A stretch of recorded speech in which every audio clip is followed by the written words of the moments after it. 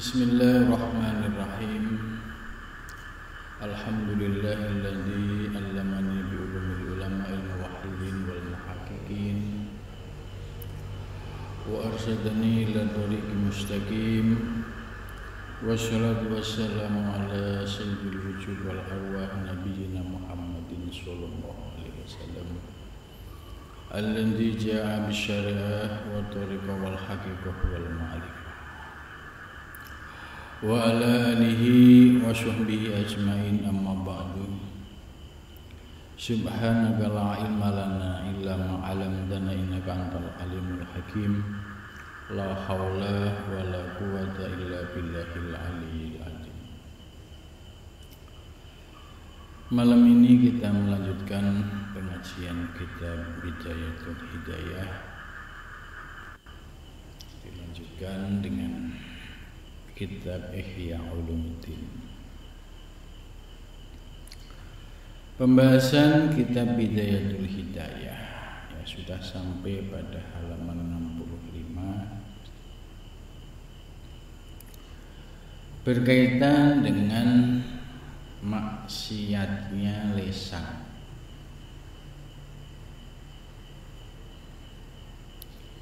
Menurut Imam Ghazali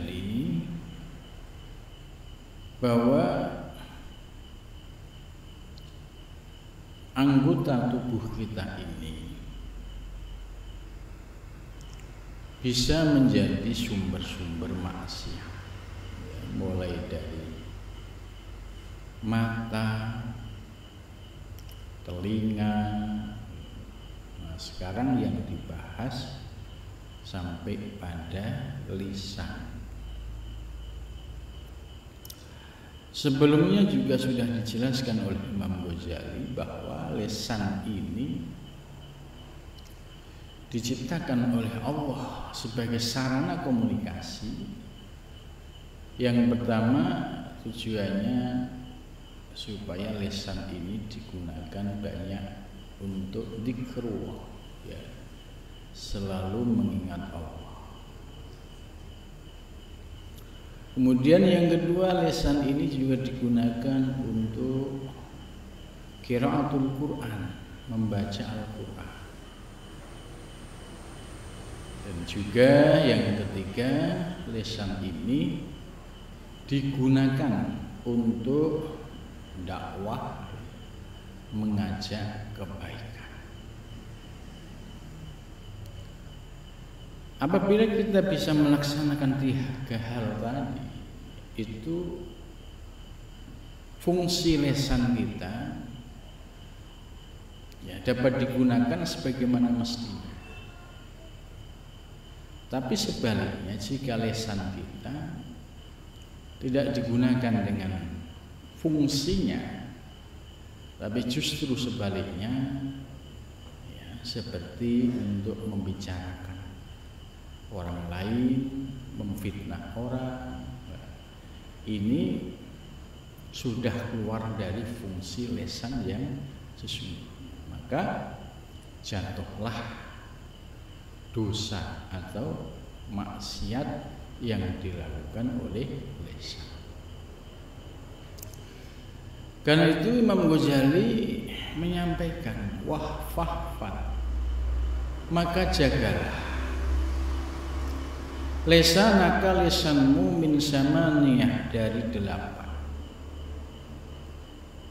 Itu kita diingatkan oleh Imam Ghazali, jagalah lisan kita dari 8 hal, yaitu yang bisa menyebabkan lisan kita ini melakukan kemaksiatan. Al-awwal, bermula yang pertama, al-kidbu, yaitu bohong. Ya, ini sudah diingatkan, janganlah lisan ini digunakan untuk berbohong. Sekali berbohong, ya akan menjadi kebiasaan. Jika keterusan akan menjadi watak dan karakter.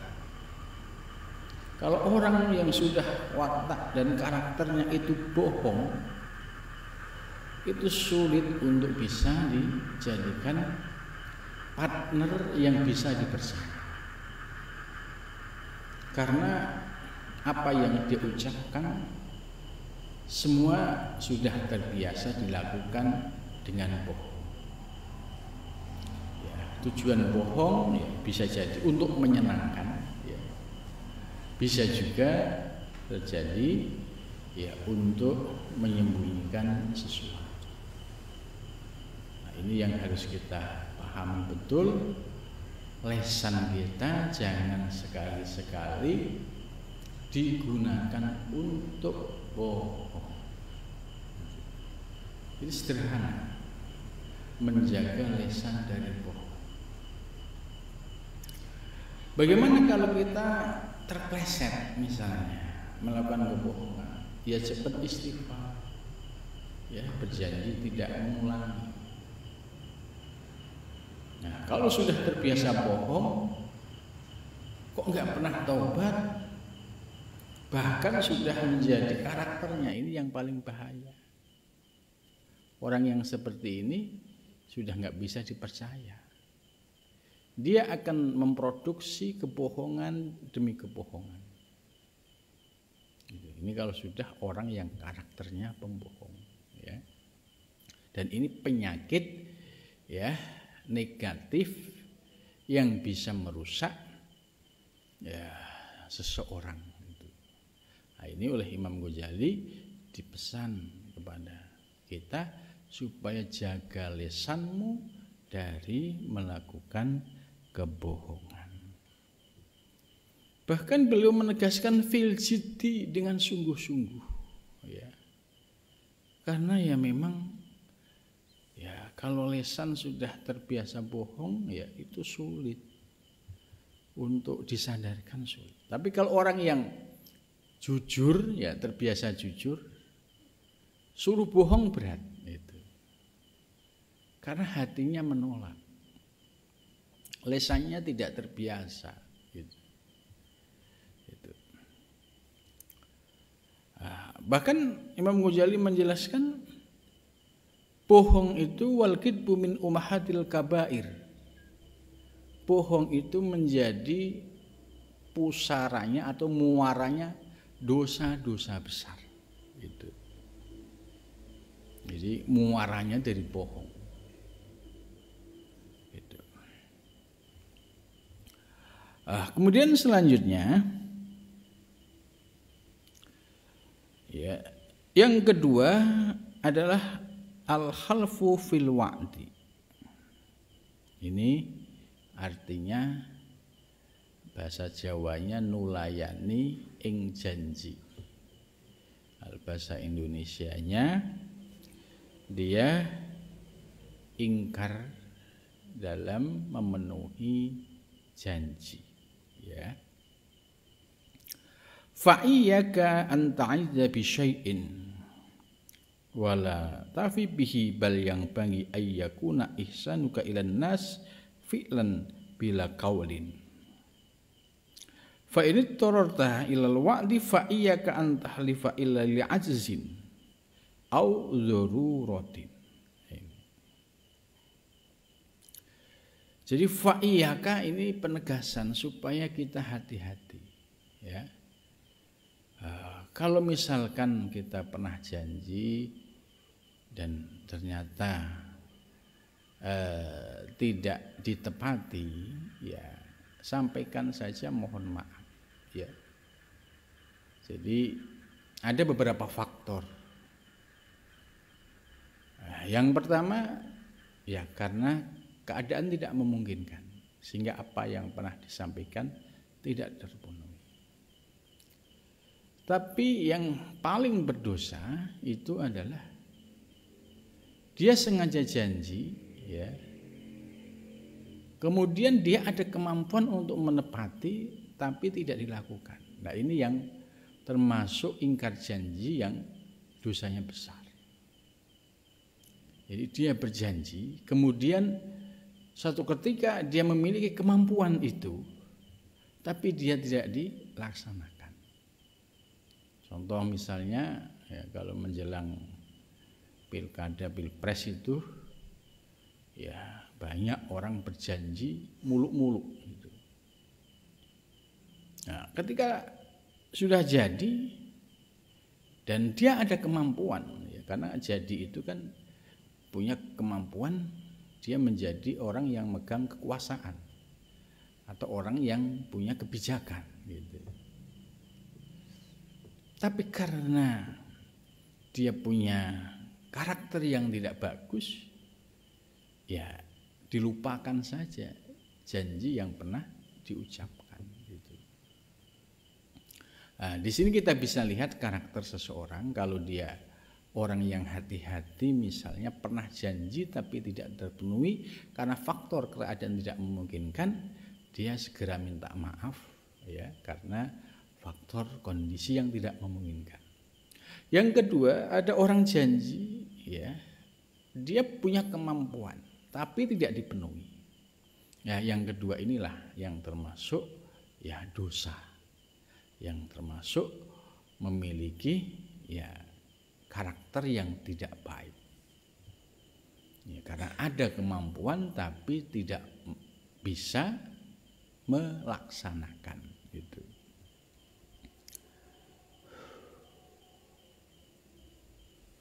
Fa iyyaka an tahlifa ila li'azzin ya. Dan takutlah kalian untuk bersumpah ya. Jadi kalimat sumpah itu ya tingkatan yang paling akhir sebenarnya. Ya. Baru orang itu bersumpah kalau kondisinya darurat sekali. Tapi ini masalah sepele sumpah. Persoalan sepele sumpah ya, ini tanda-tanda kalau ada orang kok dia ya bersumpah ya kemudian tidak ditepatin, ya ini juga termasuk dia ingkar janji.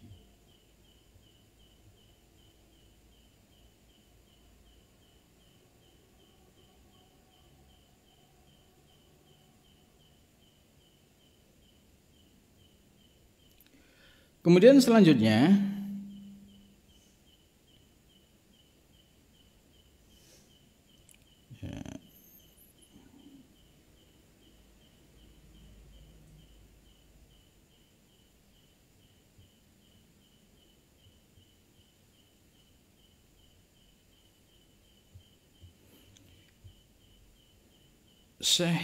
Imam Ghazali menjelaskan ya, fa inna dzalika min amaratin nifaq. Ya ini. Jadi kalau orang gampang janji ya, kemudian janjinya hanya sebagai pemanis ya. Ini yang termasuk janji yang maaf tanda kutip menipu ya. Contoh, pilihlah saya. Nanti kalau saya jadi akan ABCD gitu. Jadi dia berjanji, kemudian ketika terpilih akan melaksanakan ABCD gitu. Dipilih benar. Nah, kemudian setelah jadi ternyata nggak ada satupun yang dilaksanakan. Nah ini karakter yang seperti ini yang tidak boleh. Ya, jadi karakter buruk dan ini termasuk min amaratin nifaq, tanda-tanda orang munafik. Jadi dia tidak melaksanakan apa yang dia janjikan. Wa khabaisil akhlak, dan termasuk akhlak yang tercela. Itu. Qala Nabi ya, Nabi bersabda sallallahu alaihi wasallam, salasun man kunna fihi fa huwa munafiqun wa in summa wa shalla ya. Salasun ada 3 hal ya. Man orang kunna yang berada fihi di dalamnya ya. Jadi orang memiliki 3 hal ini, fahuwa munafikun, dia termasuk jenis orang munafik. Wa in soma, sekalipun dia sholat. Itu. Wa in soma, sekalipun dia puasa, ya. Wa sholat, dan dia sholat. Jadi puasanya rajin, sholatnya rajin. Man idza hadasa kadzaba, yaitu orang yang ketika dia bicara bohong. Jadi bohongnya itu, ya kalau bahasa kita itu ngapusi. Jadi sengaja ada tujuan untuk ngapusi, membohongi, menipu. Ya, jadi di sini perlu dipetakan secara pas, ya. Kalau ada orang janji, kemudian di situ ada tujuan yang tersembunyi, yaitu ingin menipu, ya ini masuk munafik. Jadi dia ngomongnya manis, kemudian di situ ada keuntungan yang diperoleh, kemudian dia tidak mampu menepatinya. Ini termasuk idza hadasa kadzaba. Dia bicara tapi dia bohong gitu. Ya kenapa bohong? Karena ada tujuan tadi. Tujuan yang tersembunyi. Jadi ini untuk ngapusi gitu. Misalkan tadi, silahkan pilih saya nanti akan punya program ABCD gitu. Orang banyak terpesona. Nah, padahal ini hanya ya bohongan gitu. Nah, kalau ada niat bohongan, kemudian dia terpilih, ya dapat keuntungan, ternyata yang dijanjikan tidak ada yang tepatin. Ini yang disebut ya orang yang memenuhi kriteria sebagai orang yang nifak, munafik gitu. Wa idza wa'ada ahlafa, dan ketika dia berjanji ahlafa, ya nulayani. Nulayani itu ingkar janji. Ya, dia ada kemampuan tapi tidak memenuhi.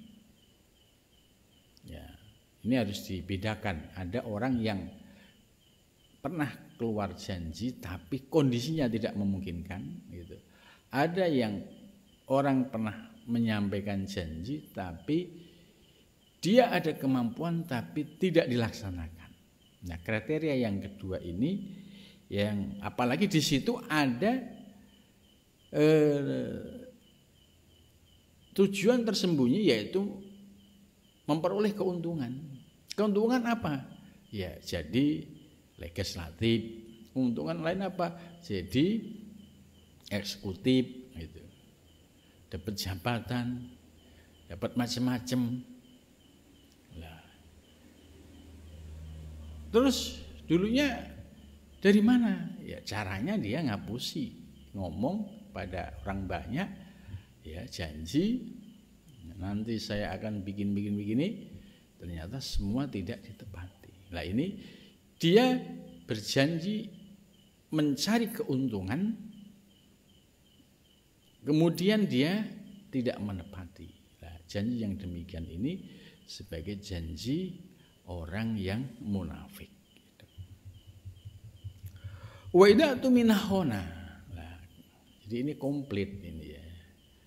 Kalau ngomong bohong, kalau janji ya tidak ditepati itu. Yang ketiga, wa idza tuminahona, dan ketika diberikan kepercayaan. Contoh dipilih sebagai legislatif itu. Karena dia sudah terpilih, dapat SK, ya, gaji sudah di depan mata, maka apa yang diucapkan lupa semua. Nah, terlebih amanah yang di pundaknya harus memberikan advokasi kepada rakyat, membela rakyat, sudah lupa semua.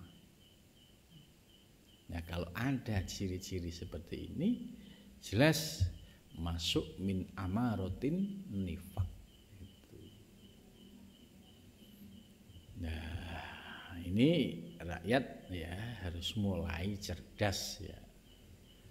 Karena di musim-musim pilpres, pilkada, banyak orang yang berubah menjadi alim ya, secara tampilan.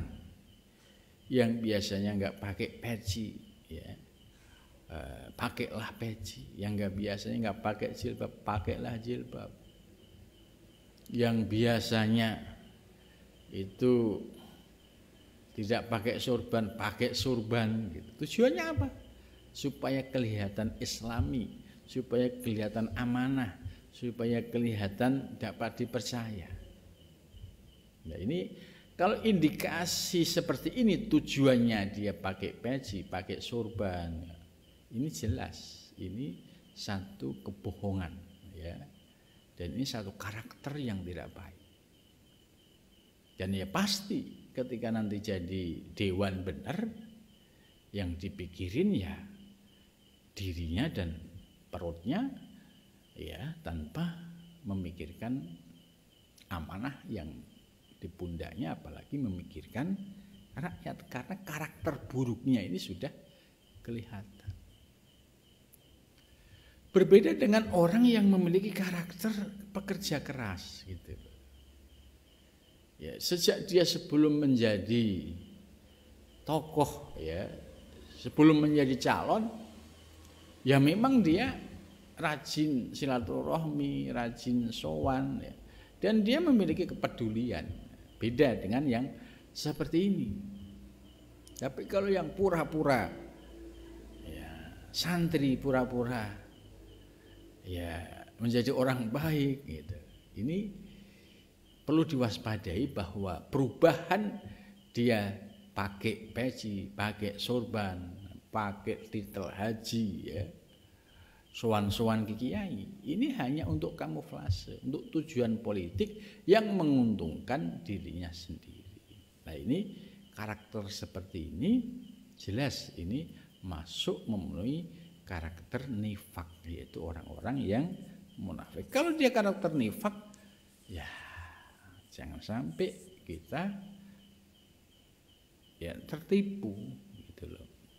Jadi kita bisa menilai, melihat track recordnya. Dulu sebelum itu dia ngapain saja, apakah ada kepedulian terhadap sesama rakyat atau tidak.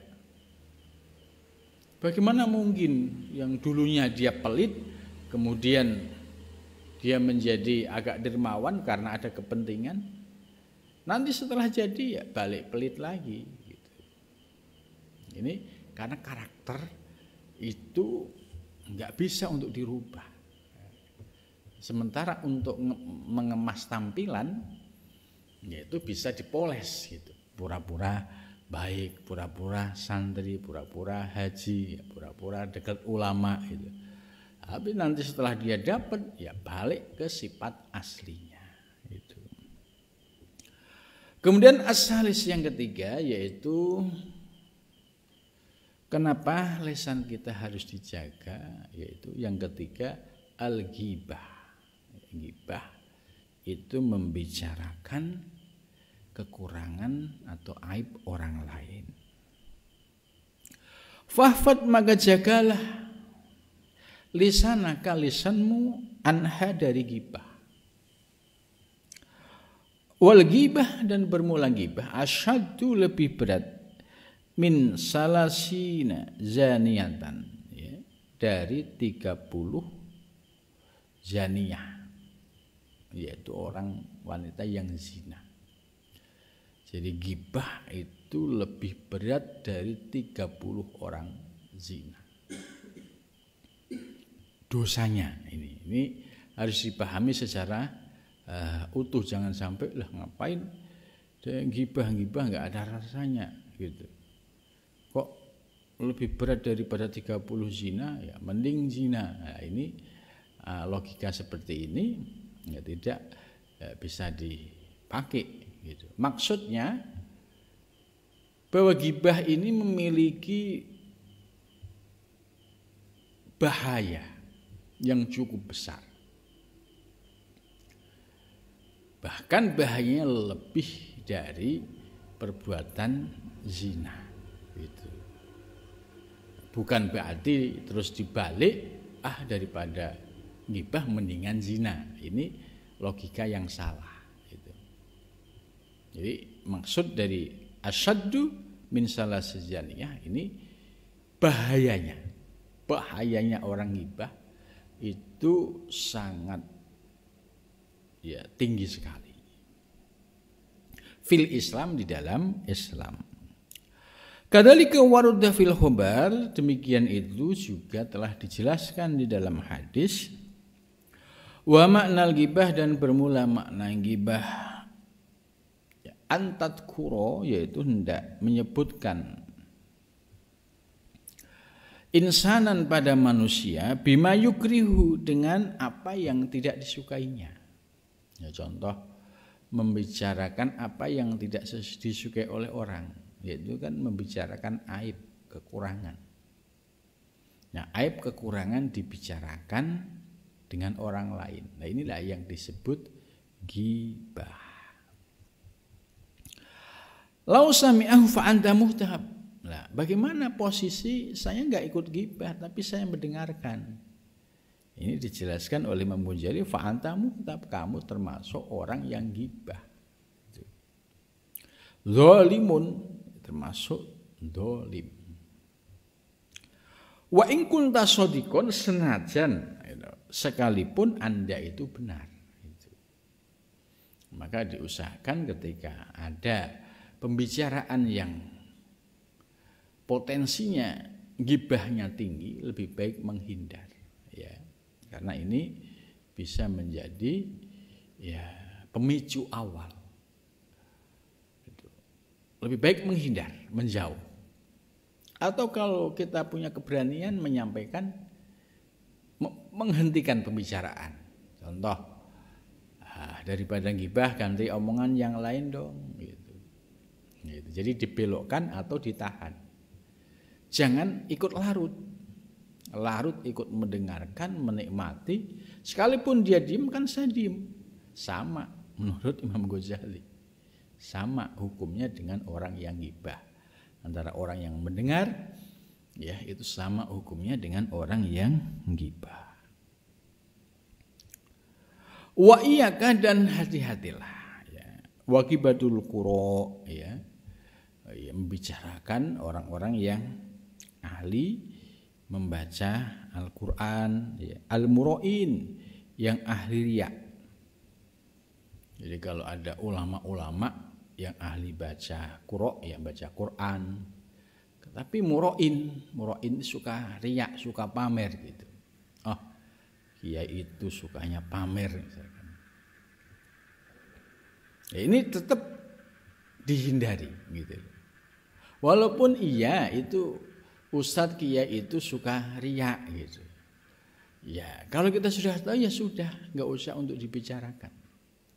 Maka di sini wa iyyaka, takutlah kalian. Gitu. Wa huwa anta fanal maksud min ghairi tasrihin, ya. Yaitu memberikan pemahaman, ya, apa yang dituju, yang dimaksud, sekalipun ya dengan bahasa yang tidak jelas, ya, menggunakan bahasa yang samar. Gitu. Fatakul, maka kamu katakan aslahahuwah. Itu. Jadi kalau misalkan kita sedang ngobrol, ketemu, ya tiba-tiba membahas seorang ustadz yang kurang baik gitu ya, yang misalkan ahli riya gitu. Nah, ini dianjurkan ya, sekalipun pembicaraannya itu samar-samar, ya, tidak pakai bahasa yang sharih. Maka lebih baik kita doakan aslahahuwah, semoga Allah memperbaikinya. Ya. Ini sikap, ya, doa kita ketika ada seorang ulama, ya, qura ini ya hanya sebagai simbol orang yang berilmu, ya kalau di kita ya bisa namanya ustadz, kiai, ajengan gitu. kok sedang dibicarakan, ya kita mendoakan aslahahu, semoga Allah memperbaikinya. Ya.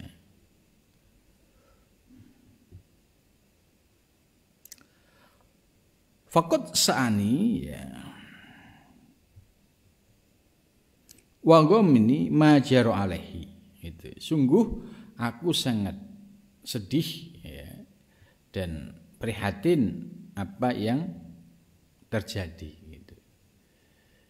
Ini sebagai sikap preventif, ya, supaya kita terhindar dari membicarakan aib, ya, terutama dia seorang kiai atau seorang ulama.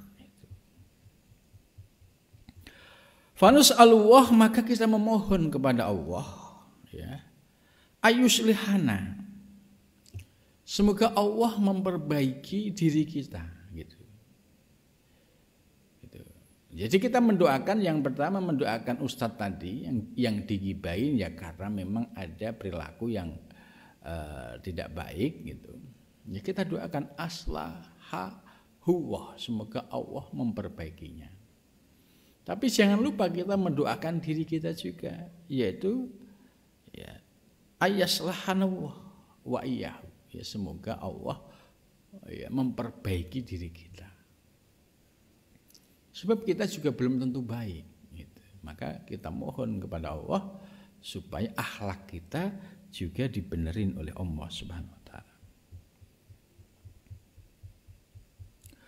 Fa in hada, maka sesungguhnya ini ya, jama'a baina khobisaini, yaitu mengumpulkan dua hal yang buruk. Ahaduhuma al-ghibah, yang pertama adalah ghibah. Idza khasalat tafahum, apabila berhasil, ya, memberikan faham. Wal akhor, sedangkan yang lain tazkiyatun nafs, yaitu menyucikan jiwa. Wasana, dan pujian alaihi atasnya, bitaharuj wassalah. Walakin ingkana maksuduka, dan jika ada maksudmu, min kaulika, dari ucapanmu, aslaha huwa ta'ala ad-du'a fatulahu, ya.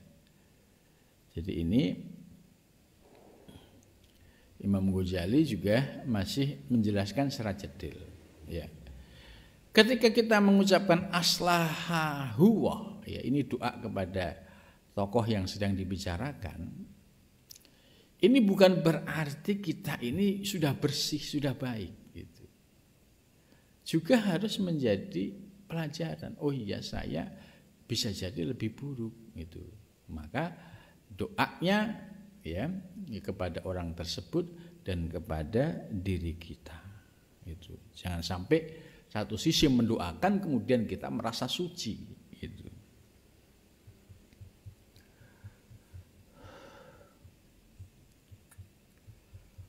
Jadi fad'ulahu fis-sirri, gitu.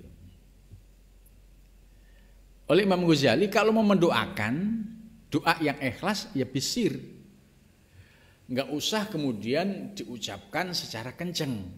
Kenceng ini sebab ada indikasi, ya, dia merasa baik.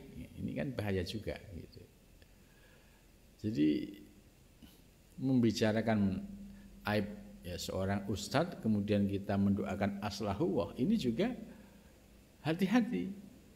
Khawatir muncul kita lebih suci. Nah, kalau sudah muncul kita lebih suci, ini bahaya lagi. Ini mau menghilangkan penyakit tapi memproduksi penyakit lagi. Maka Imam Ghazali menjelaskan kalau di situ ada bahaya untuk ketika diucapkan, ya lebih baik fisiri, yaitu didoakan tapi secara sir. Sir itu ya cukup di batin, tidak ada orang lain yang tahu, ya kecuali diri kita dan Allah Subhanahu wa taala. Jadi Imam Ghazali dalam hal ini ya sangat rinci sekali, ya. Jangan sampai satu sisi kita seolah-olah baik mendoakan, tapi sesungguhnya itu memproduksi penyakit baru, yaitu muncul penyakit ya ujub ya, karena merasa dia lebih baik dari yang lain. Kemudian setelah itu muncul kibir, yaitu merasa sombong gitu. Nah, persoalan ghibah ini sudah dijelaskan di dalam Al-Qur'an, yaitu wala yahtab ba'dukum ba'du, janganlah kalian membicarakan ya kekurangan atau aib saudaramu. Apakah kamu suka yuhibbu ahadukum, apakah kamu suka ayakula akhihi maitan, apakah kamu suka memakan daging saudaramu yang dalam keadaan maitan mati gitu. Fakarihtum, niscaya kamu menolak gitu. Faqad sahabahaka wa akli lahmil maitah. Ini dalam ayat tersebut jelas. Allah menyerupakan ghibah itu seperti memakan daging bangkai. Pasti nggak ada yang mau lah kalau disuruh makan daging bangkai. Ya.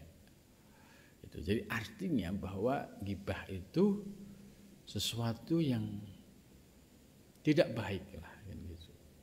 Gitu.